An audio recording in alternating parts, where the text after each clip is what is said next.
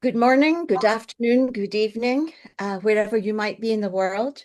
Welcome to our second Fireside Chat for this academic year. And this Fireside Chat is a really important one and a little bit different from some of the previous chats we've had. It's called Innovation in School Leadership and Design. My name is Margaret Alvarez, and I'm Senior Vice President for WASC, International Schools. For me, as I'm based in Singapore, this evening we're delighted to welcome two speakers who have dedicated much of their professional life to supporting schools to remain relevant and innovative, and to helping them build brand equity. Dr. Stephen Holmes is the founder and principal of the 5R Partnership, and Dr. Stephen Taylor is a senior consultant with the 5R Partnership. Stephen, would you like to introduce yourself and say a few words about the 5R Partnership? Thanks, Margaret, and hi, everybody. Andrew and I lead the team at the 5R's Partnership. We work across a range of areas, but by way of a little bit of a connection to today's topic, 4 areas in particular that we consult with across schools and colleges around the world, and every continent, in fact. And the first of those is around positioning and future strategy, which is very closely connected to today's work, I would argue. The second major area of our work is around reputation, the evaluation and development of reputation as a whole of school concept. The third area is a connection between space, learner scheduling, fees, a whole range of what we would call the intrinsics, which really we think schools need to be thinking about as the drivers of positioning and strategy and reputation. And last but not least, we do work around what we call the learner journey, which brings in programs and also brings in a range of areas that we think schools need to be future facing, which once again is very obviously connected to innovation. Andrew and I are in different parts of the world, but we consult in every continent, and I've been driving the business for 24 years. We've seen a lot, we've learned a lot. We hope today we can share some thoughts about practices we see, where to from here. But one thing we do know that's here to stay wherever we go is that schools are seeking advantage and are seeking to be, can I say, stronger than other schools. So it's a very open and competitive context. Thanks, Margaret. And welcome back, by the way. And this is your second Fireside Chat with us. So really appreciate the support you're giving our member schools. And Andrew, would you like to introduce yourself? Yes, thank you so much, Margaret. I really appreciate the opportunity to share some thoughts today with my friend and colleague, Stephen. He's got an unfair advantage over me, having done this once before with you, Margaret. So go easy on me. Make sure that you're gentle with your questions. I joined the 5Rs just a little over a year ago after several years working in consulting, primarily in the US.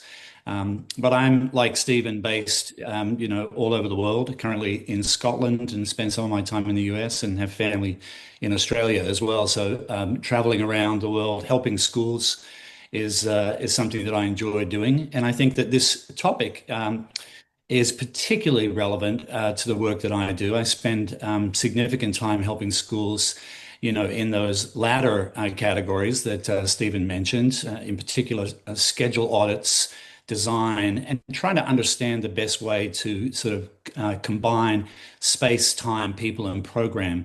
And so I think that there's a lot of relevance in the area of schedule and timetable design that's connected to this concept of innovation, and certainly we can speak about that. And also spend quite a bit of time in the governance realm, helping schools, think about governance as a way to be innovative. And I don't think that that's done enough. And so the opportunity to speak about some governance practices and some approaches that can be innovative is wonderful. And so I'm very much looking forward to this conversation today. Super. So before we launch into our chat, I just want to remind our members of the purpose of our fireside chats. So basically, they're a service to our member schools, and they aim to provide support to schools in aligning practices with WASC criteria. while at the same time offering an opportunity to meet with people like yourselves, experts in the field. And very importantly, the topic of today's Fireside Chat supports schools in aligning their practice with the overarching themes of organizational sustainability and innovation. These are two key drivers in WASC accreditation. So to give you some examples, Criterion A2 invites school governors to adopt more generative approaches. Criterion A4 addresses the importance of supporting teachers develop innovative strategies to support teaching and learning. A5 examines how resources are used to support innovation and organizational sustainability. A6 invites students to closely examine marketing strategies, and D1 asks schools to examine the extent to which a culture of innovation is in place. In addition, this particular Fireside Chat lends enormous support to our schools that wish to use our personalized focus on learning protocol, which is called Driving Innovation. This protocol provides opportunities for schools to tailor-make their approach to WASC accreditation in alignment with the school's organizational needs and contexts.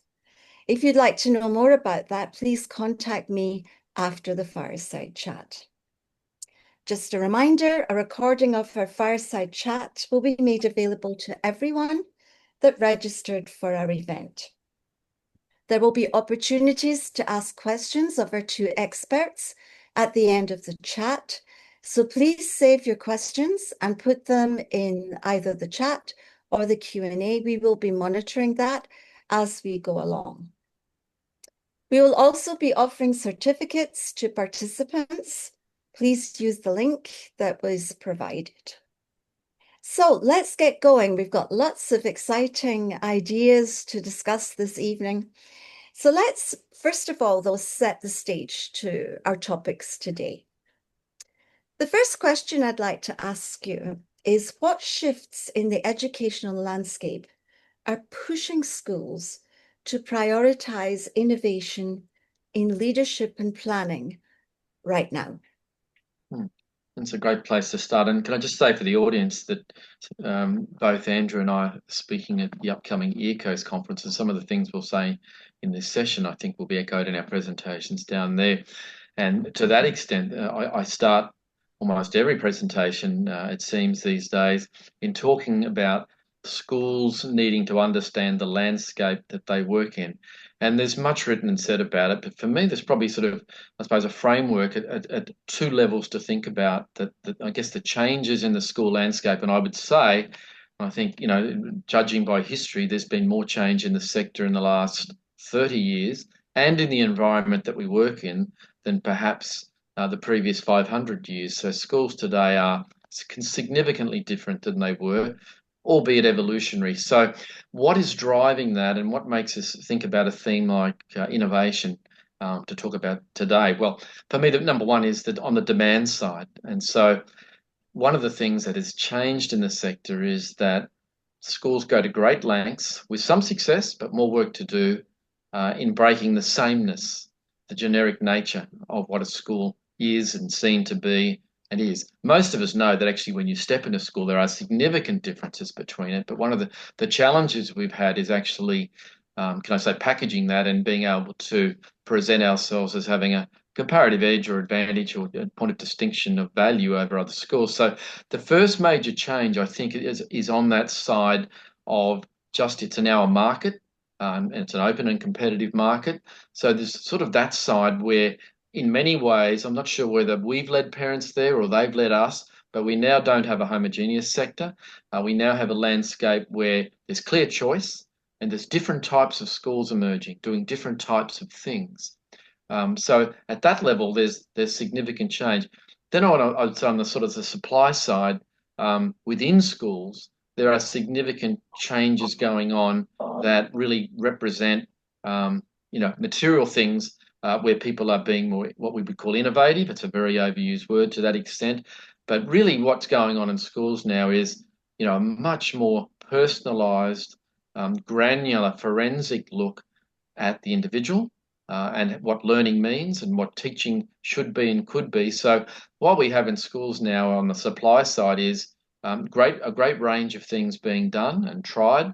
From where I sit, quite often that is lost. You don't see that to actually go in schools, but the landscape fundamentally has moved on those two fronts. So both on the demand and the supply side, and for school practitioners, that's a whole new deal. Schools have been managed for generations, but not managed in a way where they're seeking to be responsive to a market, and two, where they have the tools such as digitization and various other advancements, which mean there is greater scope to differentiate and to provide something that we would call innovation. So it's a pretty unique time, as I say.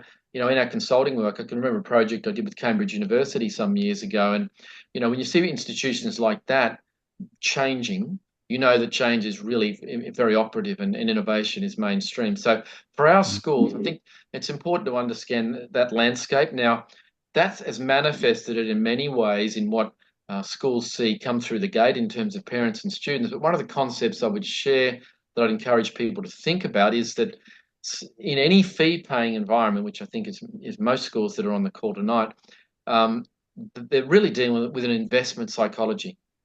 So that psychology of investment, I would just say, challenges schools and represents the landscape that's changed at three levels. And I think it's worth just briefly touching on those. The first is that there's a much more forensic look at what schools are saying. What are they espousing and what are they proposing are the reasons that people should choose them. We call it marketing, but it's much more than that. And in the end, it's a psychology that says, I'm looking to evaluate the school on a meaningful basis. Help me with that. I think the second thing that we see this manifest in the marketplace in a demand and supply sense is really scrutinisation of what schools do. I think any parent worth their salt was doing that, but I think now it's granular, it's minute by minute, second by second, and for some parents. So there's a much closer look at what I call is going on under the bonnet. So, for example, there's a very clear understanding now amongst most parents that if you want quality out in their child, there must be quality in the school. In other words, we want to know the ingredients that are going in, as opposed to just assuming that, it's all very magical and somehow or other we achieve the results we want. So I think that's a second level. I think the third level that's also very much in our face now is parents and students asking, what's the so what of it all? What are the short and long-term benefits that accrue from a school? Some of those are self-evident, but it's put a lot more emphasis, I think, on the learner journey in the short term, the near term, and the longer term, to recognise that for many parents, just a simple, did we get into college, is certainly a success indicator, but only one. And so I think, what we're seeing is that psychology that really is coming at us as a result of those changes in that landscape. So, in terms of, I guess, connection to today's topic, it sets us up well to say, why choose us? What's the comparative advantage? What are our points of high value? Where would we want to be in 5 to 10 years? And how do we capitalise on that change in parent psychology, but also the opportunities that the sector now presents through digitisation and so forth? So I think it points really to sort of a thematic discussion around innovation, which is I'm sure where we're going. Super. Andrew, just wondering if you'd like to chip in and add what Stephen said. Absolutely. I mean, I think that I'll come down to maybe 10,000 feet because I think that that's important. And I think you framed it beautifully, Stephen. I think what I see when I'm actually on the ground in schools is really a demand for new curriculum and new models, shifts in pedagogical practice. And I think that for me, over the last perhaps 8 years, that's one of the areas of innovation where the rubber hits the road, right? And the idea of reimagining how we approach learning, how we approach teaching, and the consequences of those choices, can be really profound. And it calls for schools to have to think about how they approach the entire process. How do they utilize space? How do they prepare their teachers to teach in a way that perhaps they are less familiar with? I mean, and what I mean by these demands for new curricular approaches is things like project-based learning, inquiry-based learning, sustainability as a focus. I've seen more and more schools lean into entrepreneurship and flexible pathways and having opportunities for kids to explore and experience sort of more specialized tracks. And they are quite innovative in terms of sort of curricular design. And I think they also speak to something that Stephen sort of touched on, is that this desire seems to be out there for personalized learning and for it to be flexible. And I think where my head goes when I think about how do you reconcile all of that, I guess what I would say is that our sort of traditional rigid structures, the way we have sort of approached schooling for the last 100 or so years, are really inefficient and really ineffective at sort of managing those changes. And so it requires sort of, some bigger thinking about how do we achieve those goals if that's where we see our schools going, if that's what we expect the output to be, these children who have flexible, customized experiences, then we have to rethink school entirely. And that can be quite overwhelming and requires a lot of thought and a lot of training for teachers as well. So thank you both. You're getting a great segue into this concept of the drive for innovation and what's caused it, and the creation of a need for sustainable positioning and reputational growth. Just wondering a little bit, maybe if we can just expand a bit more. We've talked a bit about the sustainable positioning, the need for new curricula, new ways of doing things. How about reputational growth? I'm not sure who'd like to take that piece.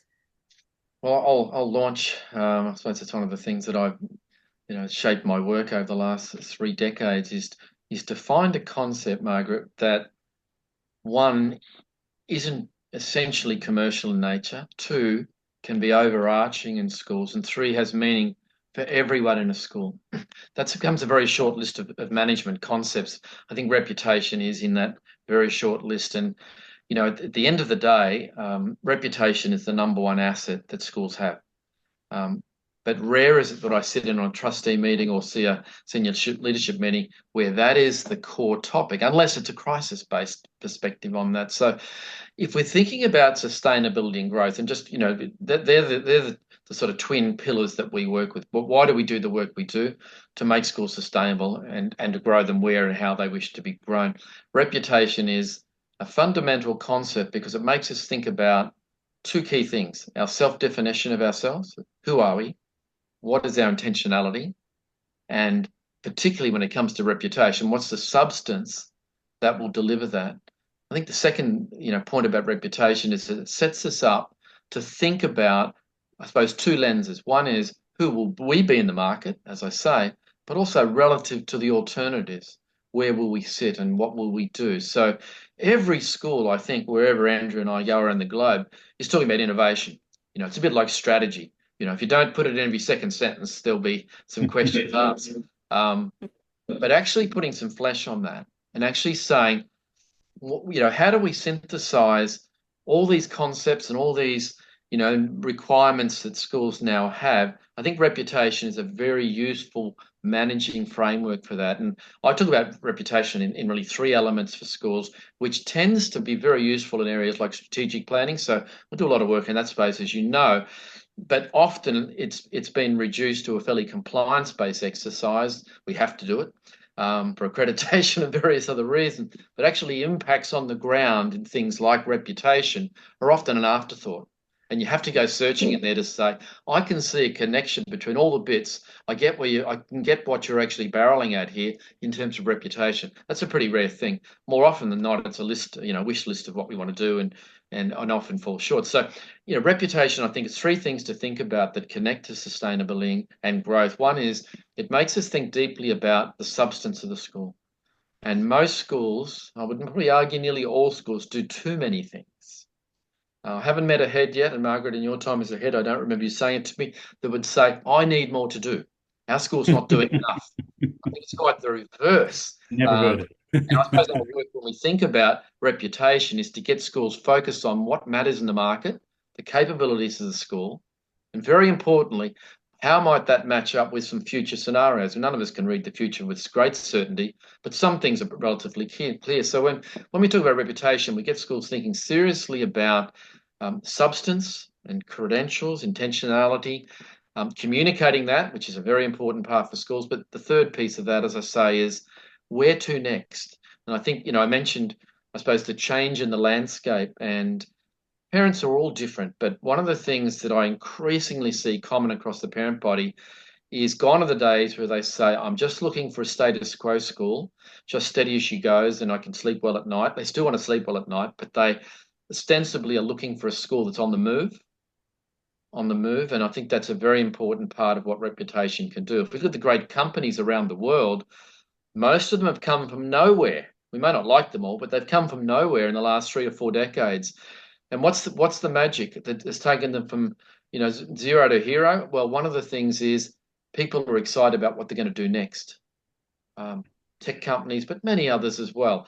The sizzle is in that we're on the move, and I guess reputationally for sustainability and growth, this is a fundamental part, and it clearly links very closely to thinking about innovation. But I guess what I'd encourage all schools on the call to be thinking about is to approach it from a reputation, a deep perspective, not a, can I say, the latest ride in the amusement park type innovation perspective, but one that really becomes part of the culture. Everybody moves with it, and we become exceptionally good at a smaller number of things. I think that's really the outcome from reputation management in the work that we do. Thank you. Thank you. So let's sort of come down from 30,000 feet and talk about some of the things that schools can do to be innovative and enhance their reputation as well. So I just want to shift the focus to the idea of the schedule, the school schedule.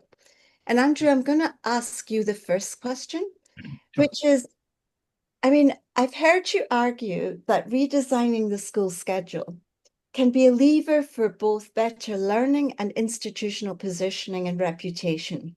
Mm-hmm. How does that actually work in practice? A lot of heavy lifting is how it works. No. Well, let me just paint a picture for you, okay? If you walk into a traditional school, a conventional school, one that we would all perhaps recognize from our childhood, I think what we experience is the tyranny of the bell, meaning that everyone's moving from one space to another quickly. Students are rushing between classrooms. Teachers are eating at their desks. No time for sort of personal support. This sort of the rhetoric of rigor is driving a lot of what's happening during the day. And I think that that's what we have all become very accustomed to. Now, the opposite to that, imagine walking into the hallways of a school where kids are really deeply engaged in sort of, thoughtful exploration and deeper learning. And that creates a very different atmosphere, right? And I think that that atmosphere translates not only from the learner experience, but it also translates to the teaching experience as well. When you create space in a schedule, when you create opportunities for deeper engagement, you also directly impact the amount of time that teachers have to collaborate as well. And so taking a school from being a very sort of conventional, rigid system and allowing it to adapt and be flexible and adjust to the needs of the learners and thereby the teachers, you create really wonderful opportunities. There's plenty of science that sort of defends these positions.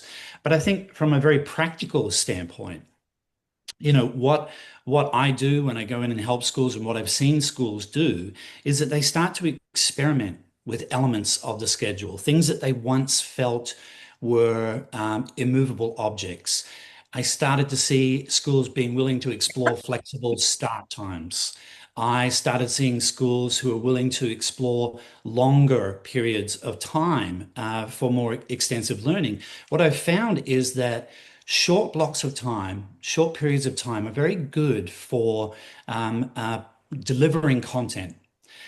But for children to engage in inquiry, to reflect on what they're learning, longer blocks of time, longer periods of time facilitate that. And so you start to see schools accept that, acknowledge it, add in things like passion projects. They explore areas of the schedule where they can allow for independent choice with students. They incorporate co-curriculars into the day. They create community building opportunities in the day. They play with alternating days. They think about, the validity of living on a Monday through Friday schedule. Is that necessary? Can we explore a 10-day schedule? Can we explore a hybrid schedule? Can we explore a 7-day cycle or an 8-day cycle? And all of a sudden, once you start to sort of, you know, um, open up your field of view and think to yourself, what's possible? And if you're open to those conversations, and some of them are uncomfortable, particularly for faculty, you can then sort of realize the potential that you want for your school and for the kids' experience. So I think that, for me, there's a real practical implication for this, and that's how I see it manifest. I see people with this grand idea of where they want teaching and learning to be, and then they have to go through the process of saying, okay, so, and here's our analysis of where we are now. What do we need to do in order to get to this more desirable future? And that's the process that they go through when they reimagine their schedule and their timetable. And it can be a really exciting process for schools. And you touched on this a little bit, but this idea of science and what this tells us, how time structures affect learning. So I'm just wondering if you can just elaborate on that and maybe share with us, how can schools apply those insights that we get from science? Yeah, and I think that it's, my background was science and I was a science teacher, so I definitely have a bias. So you'll see me get all jittery and excited as I nerd out on all these science concepts. But, for the sake of time, I'll keep it short. Um, Recognizing the importance of chronobiology is key. And chronobiology, in short, is an understanding that we all have different rhythms. Not everyone is a morning person. Not every child is up and ready to go to learn at 7:30 a.m. or even 8 or 9 or 10. In fact, the science suggests that later start times, and the evidence supports start times, as late as 9 o'clock. It starts to dip off in terms of its effect beyond that. But the idea that students should be able to start at a time when they are ready to learn, when they're ready to engage in learning. And likewise, look, you think about what we're trying to do in schools. Sometimes we're, exploring challenging chemistry concepts, at 2:30 or 3 p.m. in the afternoon, when children really are done for the day, when we've exhausted all of their capacity to learn. And I think that speaks to other areas of science that supports a humane approach to schooling, one that is very different than the model that evolved, that many of us are still using. Margaret, I've been in schools where they're still using schedules from 1920s and 1930s. I am not joking. I have seen schools that have literally remained unchanged for 80 years. And these schedules came during that era of scientific management. This was the industrial, model. And so they weren't thinking about attention span. They weren't thinking about engagement. They weren't thinking about emotional arousal. They weren't thinking about concepts like spaced retrieval and interleaving and spiraled curriculums. None of that was discussed or included in how schools were designed. And I think that a new concept that I think is really important, and the constructivists out there, know this well, is this sort of generating understanding on your own. Children have deeper retention and deeper learning when they're involved in the generation of knowledge, when they're involved in developing skills, not just being told. And so schedules need to recognize that we have some insights into how we learn. We have some insights in better practices in terms of how we approach teaching. And so if we turn a blind eye to that information and we simply lean into a system that we are comfortable with and familiar with, we miss an opportunity. So I think that that's kind of like my big push is build in time for reflection, build in time for movement, because we know that movement is important and can benefit children, particularly young children, in their learning. build in time for cross connections between disciplines. Schools that are running IB programs, they know the need for this interdisciplinary learning and the value of it. And I think that, in short, I would say create systems in schools that support durable learning, that support learning that sticks and that isn't sort of superficial. And that we come back every year and we think about that summer loss. And we all shake our heads and we all wonder, why don't they remember anything? And the answer is because we're kind of doing it wrong sometimes. We're really doing it wrong. And so we shouldn't be surprised that if our focus is simply passing a quiz or passing an exam, the long-term results aren't going to be as good as we want. Great, thank you. In the interest of time, I'm going to shift gears a little bit and move on to generative governance. So not sure who wants to jump in, but I'm wondering if you can explain to our participants this evening what distinguishes generative governance from the fiduciary and strategic governance that most boards are familiar with. And why does that matter a lot right now? I can start, Stephen, if you want, and you can jump in. I'm starting mainly because I'm doing a presentation, a workshop in a couple of hours with an association in the US. So it's kind of top of mind for me. That's why I'm not trying to be selfish and greedy here.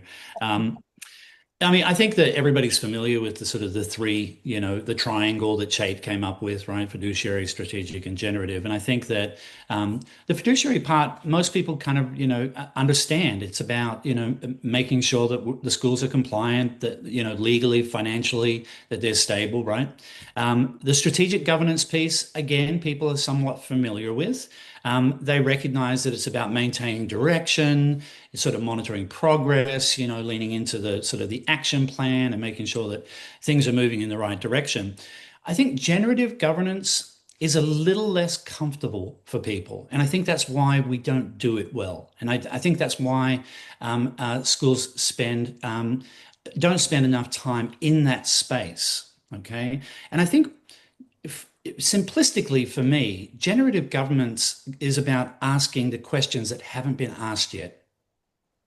It's about spending time in a slightly nebulous, uncomfortable space, pondering what if, or how would we respond if, or what could possibly happen next?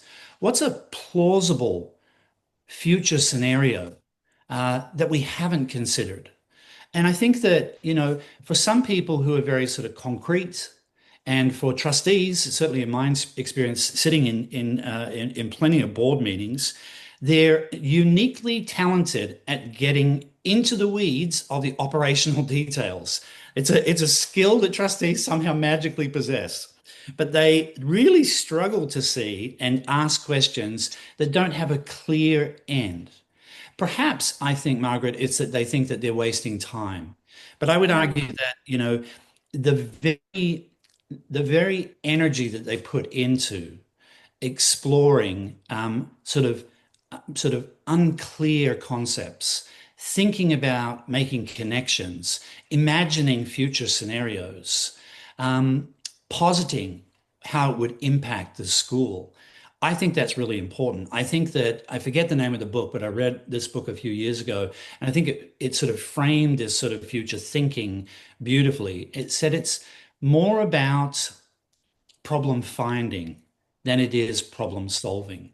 And I think that boards do spend probably too much time problem solving. At times it's necessary. Certainly crisis management requires that.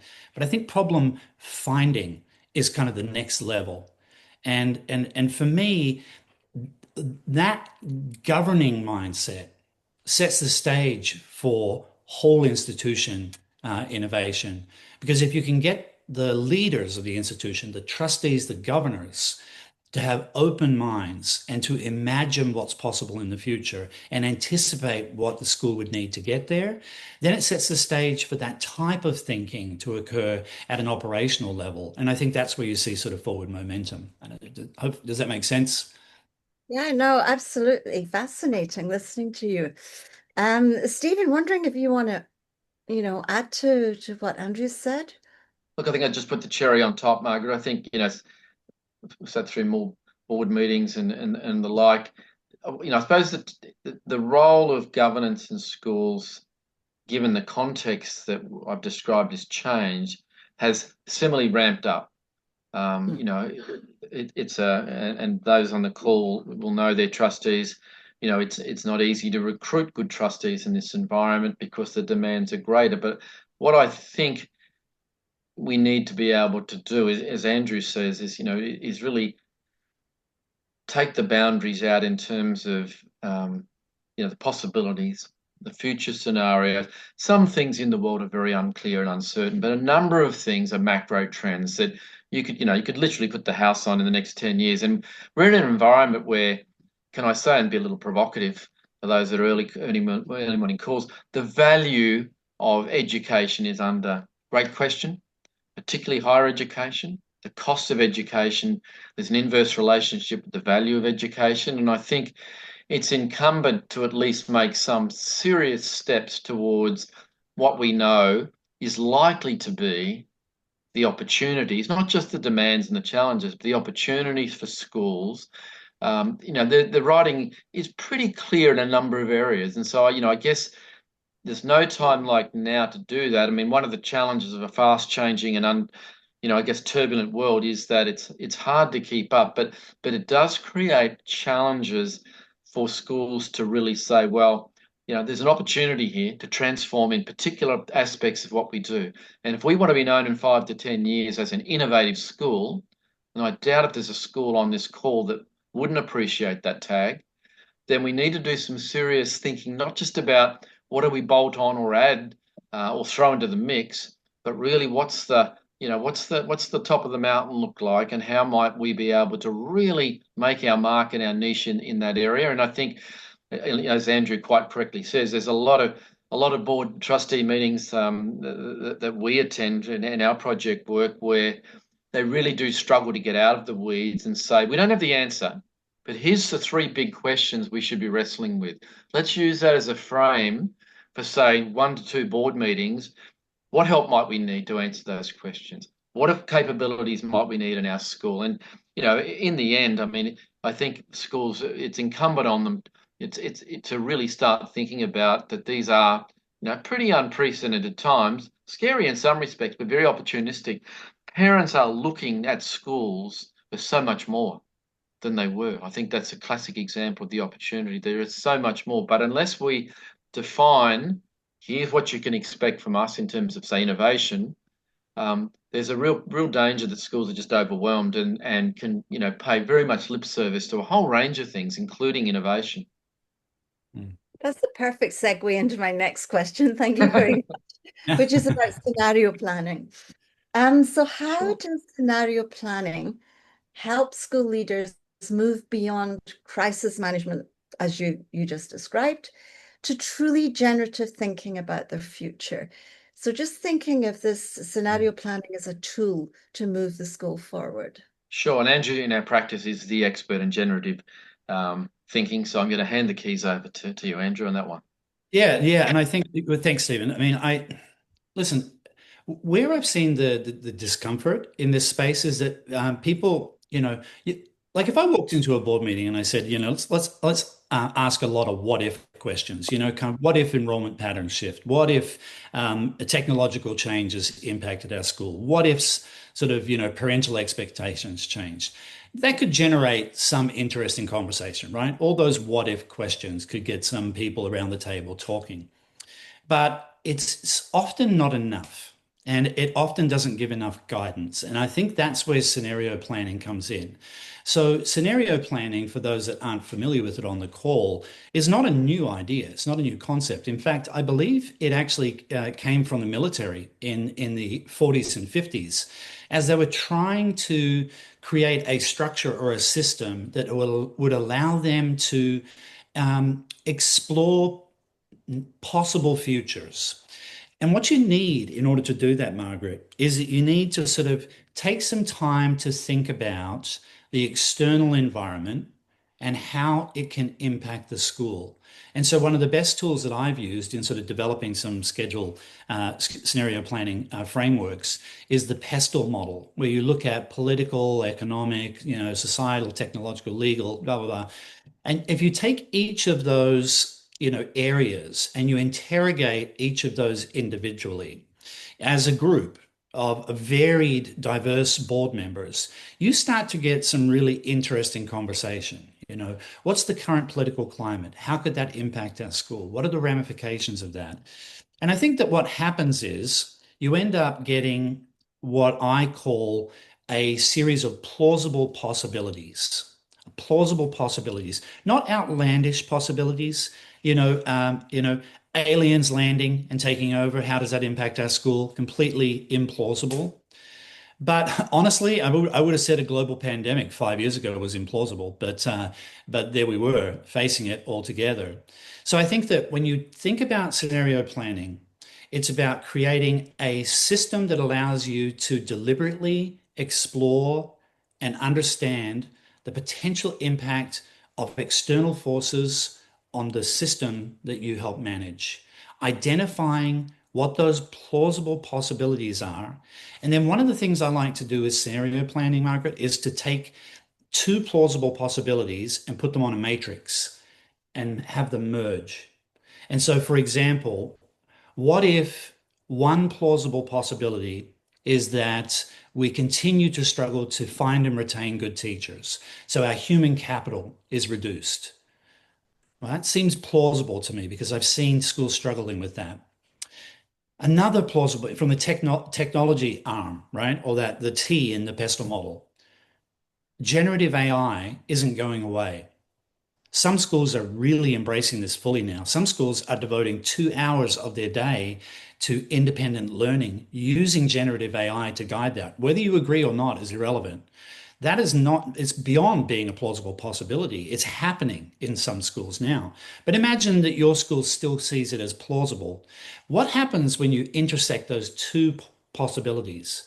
You have an environment, a future scenario of your school where you have less qualified, highly competent teachers, and you have an increasing amount of generative AI coming to play in terms of instruction. What does that look like? What does our school feel like if those two things come together? And the trick with scenario planning is to not do just one, it's to do multiple.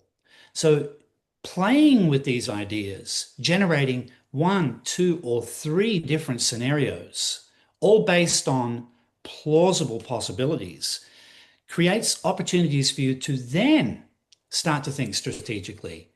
If this happened, if this was our future 10 years from now, what would we do now in order that we could thrive in that environment, in that scenario? And where the magic, I think, lies is that often the strategic direction that comes out of those conversations applies to more than one scenario.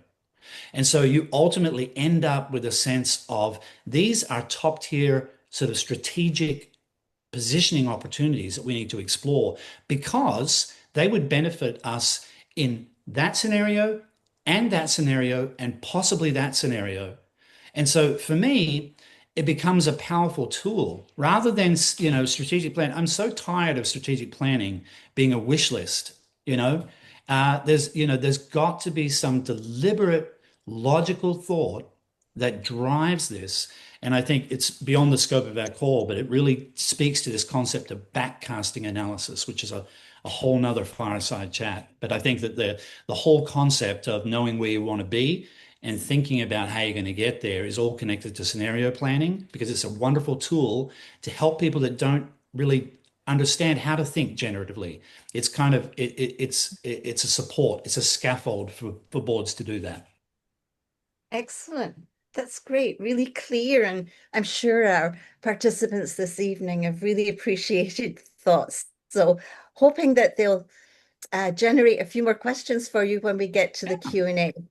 So just as we move into the final set of questions for our chat, for those of you on the call, if you do have questions, please put them in the Q&A or the chat. and we'll try to get to as many as possible.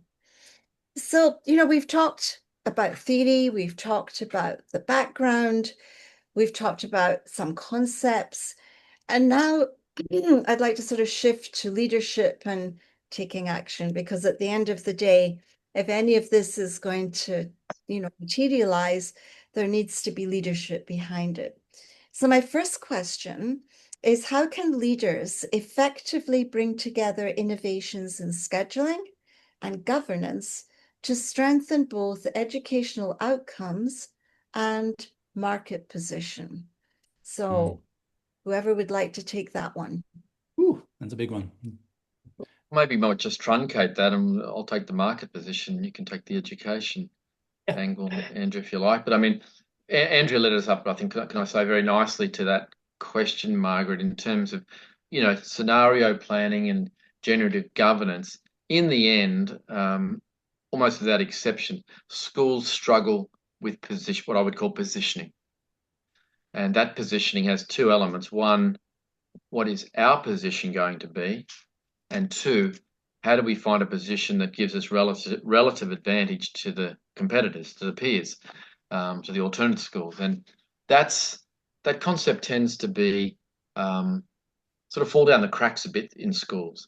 Often it's sort of shelved off to the marketing team. Can you go and handle that and put an umbrella around what we call brand? And often that gets reduced to quite superficial, can I say, and cosmetic approaches to positioning. What we're talking about here tonight is the sort of scenario planning, as Andrew described so well, an approach to identify what we would call market opportunity or potential positions.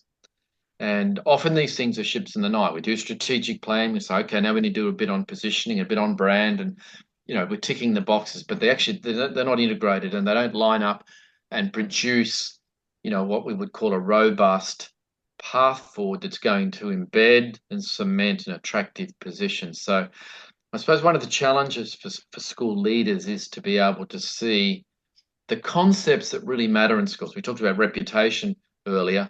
The two bedfellows for me are positioning and reputation. Without an effective, cogent, compelling position for your school that's based on substance, credentials, what we say, where we're heading, in other words, it's very clear, and nobody should die wondering about the position we're seeking to take and what we're doing, therefore, to allocate resources to support that. Most schools finish up with a pretty muted scattergun sort of position and even reputation. It's not that they're not doing enough to earn a position or a reputation. There just isn't that linearity and that clarity and that, can I say, almost ruthless determination to filter out, because that's the path we're on. It's a great idea, or it's a great thing, but this is we've clarified, and that's should be the purpose and the outcome of strategic plan. As Andrew said, so often heads are let down by that. It underwhelms not only heads but school communities. So I think thinking about I suppose what can leaders grab hold of? I think they need, for me, two dual concepts of our time are positioning and reputation. Strategy is a third one, but strategy has, unfortunately, as Andrew said, I think it's just sort of, meandered into strategic planning. So we're strategic. Well, most schools' strategic planning are not strategic. They don't define a position. They don't make it clear. The school's doing many things, but I can clearly see a thematic link between these headings and a strategic plan that would say it's going to be a school, for good or for bad, that's going to be exceptional at this.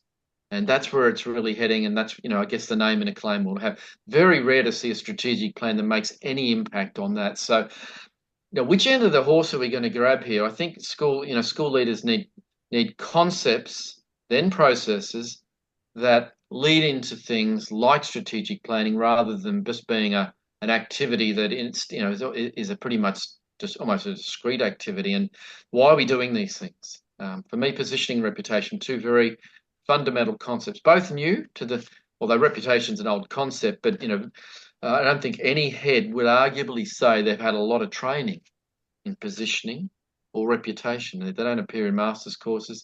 They don't even appear in the literature much around education. So that's really, I guess, the advice I'd bring and say, if we follow those two train tracks, positioning and reputation, we should be in the space that means not only are we innovative, but we're innovative in valued ways, important ways, ways that are connected to the external and the internal. And that's one of the real challenges for schools, is to actually find threads between those. It's a fast-moving, changing environment, but how do we make schools relevant and leading? The danger is, and strategic planning is an example of, most schools are reactive, not proactive. And if you do your homework around, scenario development the way Andrew described, there's a much better chance you're going to be first in, much better chance. And first in is for positioning and reputation. I think we all know that if you're first into something, that's the place to be. Andrew, over to you. Yeah, no, thanks. I guess I would just quickly, I'm sensitive to time, Margaret. I know that we're running a little long, but I would say, well, two things. Number one, the connection between governance and schedule, they're the two areas I've sort of been chatting about. Trustees don't really get into the weeds of creating schedule design. That's a very much an operational decision, right? So that comes from the head, from the division heads, from the academic leaders and the faculty leaders. But I would argue that a board that spends time in sort of the generational realm, a board that embraces that type of thinking, directly and indirectly supports that type of sort of innovative practice in a school. Because sometimes when you're exploring sort of innovation at a school, it does require you to reimagine how you're going to utilize resources. It does translate into facilities. It does translate into staffing models. What does a full-time equivalent mean? So sometimes you have to have sort of, those decisions do bubble up to the trustee level, because it's the trustee's responsibility to provide the resources, and to approve the budgets so that the plan can be put in action. So they are not directly involved in the creation. How are we going to fit everything in? What is this learning experience going to look like? But they indirectly support that type of thinking by their actions. I think that, I guess I'll wrap it up by saying, I think that the boards who spend time in the generative area or that domain tend to be better at supporting innovation in the classroom when they get away from just managing compliance, because that's just one of the three things that they're supposed to do, right? So it's really about setting the tone from the top. Great. So our last question before we get to the Q&A. We've talked about lots of wonderful ideas. And so I'm just wondering, for school leaders or trustees that are listening who want to start driving this kind of thoughtful innovation, what would be your first concrete steps for them? Well, for schedule, let's start with that one because that's one that most people can wrap their heads around.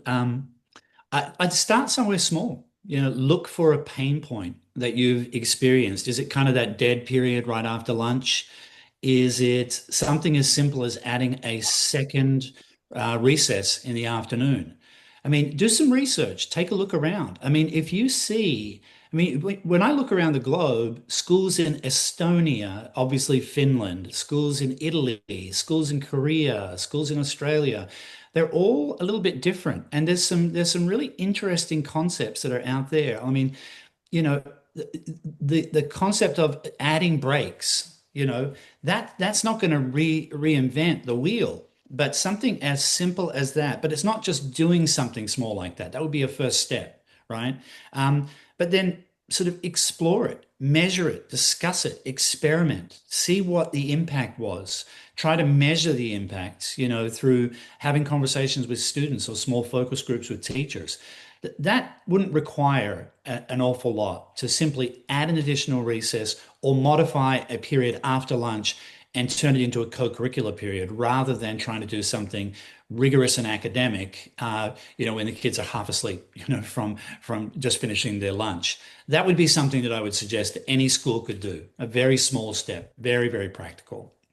And then my thought about the generative governance, just allocate time in every board meeting, for a conversation. The trick is that there doesn't have to be an answer, right? I know that sounds really weird, But the interesting part about generative thinking and the interesting and awkward part about it is it's not about trying to solve anything. It's about trying to sort of answer the question, like, here's something we're feeling in our school. What if that accelerates? What would that mean for us? And talk about that for 20 minutes. There's no solution at the end of the 20 minutes. But if whatever that thing is, if it accelerates, what would that mean for us? Discuss. That type of conversation sort of opens the doors to the more generative thinking that I think every school would really benefit from. So that, again, that would be a simple Andrew suggestion. Find 15 or 20 minutes in each board meeting for that type of question. In 60 seconds, I'll add to that, Margaret, and Okay, go ahead. I'll take brevity, and you can mute me after 60 seconds. I think two things. One is, anything worth doing is worth measuring, and the starting point in school, when you can throw innovation in there, you can do many things, is to measure. What's the appetite? What's the scope? What's the readiness in our culture, our school culture, to look at these things, and where are people's mindsets at, because plans are one thing, but mindsets, capabilities are another. So one of the things we do, and we're just about to work with a girls' school down in South Africa around this space, is to really measure. They're looking for transformation in the school, which is another word of innovation, but really to measure and deeply look at what's our starting point. And culture is a very powerful concept to do that, and whether we're looking to innovate or do whatever we wish within a culture, to understanding the starting point, that and the appetite, and that appetite extends to the trustees as well. So it's, I think, really important to get a handle on our starting point. So I encourage schools to consider, and we do work in this space naturally enough, really evaluating the culture and what are the concepts we're looking to extend, and getting a sense of what might be the drivers and the levers to make a plan of attack that's realistic and credible for the school community, for example, to be more innovative. That's great. And it links to a question that's come in actually from a school principal, Stephen. And excuse me, this principal says they're an advocate for innovation, but they're often faced with communities that are content with the status quo and would rather stay with the traditional system, the things that you described earlier. Yeah. So I think you've touched on some of that. What advice would you give this principal? What should they do? Go ahead, Well, Stephen. yeah, go ahead, Andrew. Yeah, I think. No, look, What I said. Yeah, no, I think it's a great question, and I see the resistance, often when I'm sort of, bouncing around at schools. I think that, what you're really talking about is kind of change management for community and their expectations. So I think there are a few things you need to really lean into. Make sure the why is very clear with whatever the innovation is that you're proposing, whether it's a schedule or a curriculum innovation or whatever. It's got to be crystal clear. It's got to be communicated 5 different ways, right? Then I think you need to explore the incentives. And by incentives, I don't mean like financial incentives. I mean, why is this innovative idea going to benefit the children? What is it about this that is good for teaching? And sell that message to both those who are going to be charged with implementing the innovation and also those who are going to consume that innovation, which is the families.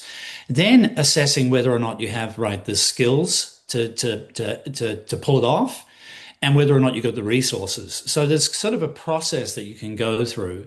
I think it centers around communicating very clearly, sort of the mission or the why of the innovation. And I think that the incentive piece is key, because people who overlook that, end up having people on the other end, right, saying, "I'm not buying it. I don't see it. I don't understand. I mean, I get your fancy why statement, and I understand that that's exciting to you, but as a parent, I'm not sure how this benefits my kid. You're going to have to explain that to me a little more." And so I think that for me, the advice I would give is make sure you don't overlook that important piece of the puzzle. And it may not happen as quickly as you think. And you've got to keep at it until you have a critical mass.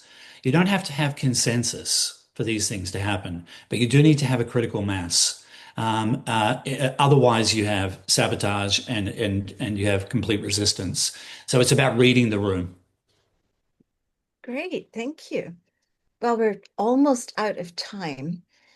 Um, and so we've time for one question that maybe you can help us by putting in the chat if you have this information. Are there any resources or recommended readings that, we've got people who are interested in engaging with this topic? I think that there is. I think going after concepts, I mean, reputation is one, and positioning is another, and culture, strategy is a very, these are very powerful concept areas. But recognizing that, and great writers like Michael Fullan, 30, 40 years ago, was saying this: the meaning of educational change requires deep consideration. So I just, cite the example of the school we're about to work with down in South Africa. It's an 18-month exercise. It's not a just tell us everything you know, and where should we innovate, and away we go. Of course, some schools will continue to do that, but I think getting deeply into, say, we need as Andrew put, a sort of change management process that takes the whole school community with it, and it is measured, but you've got to make progress. People want to see results.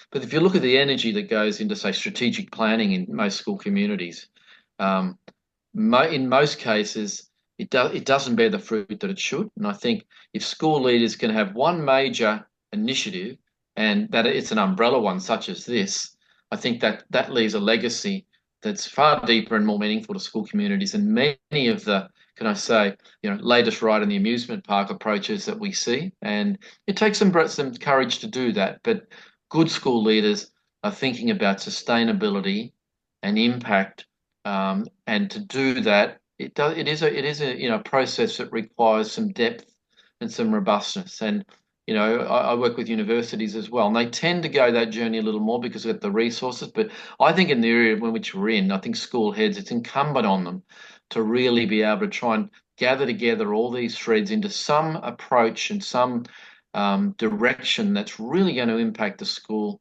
sustainably, because most schools are under considerable pressure and flip, I think, from idea to idea. That's not innovation.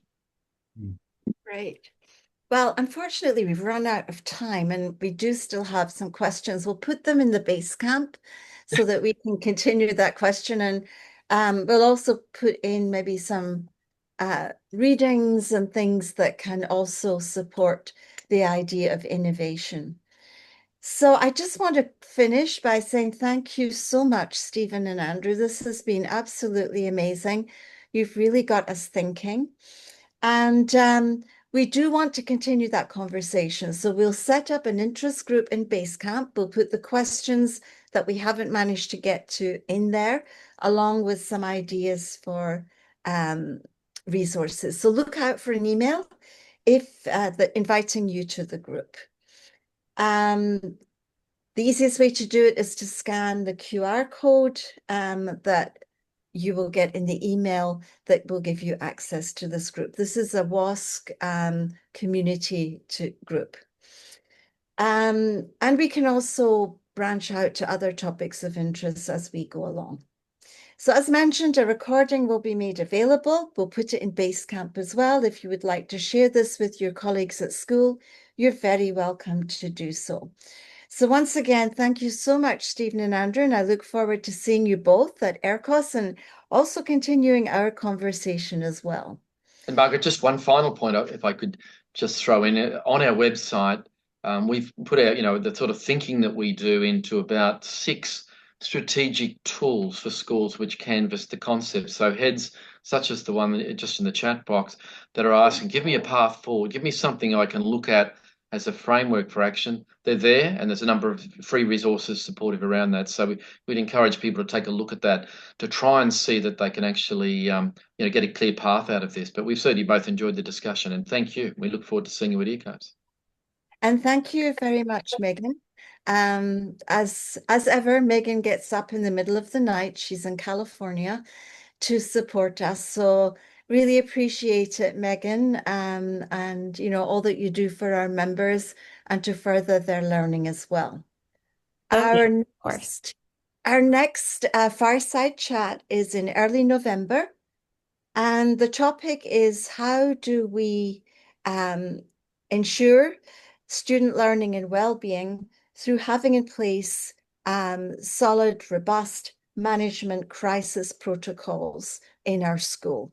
So that will be the topic of the conversation, and our speaker will be Dr. Greg Hedger. We look forward to getting that information out to you in the next week or so. So if you're interested in that topic, please do sign up, and we'll make sure that you are in the call. So on that note, thank you, everybody. Have a good evening, afternoon, or morning, wherever you might be. And we look forward to future fireside chats. That's it from us. Thank you very much. Bye-bye. Thank you.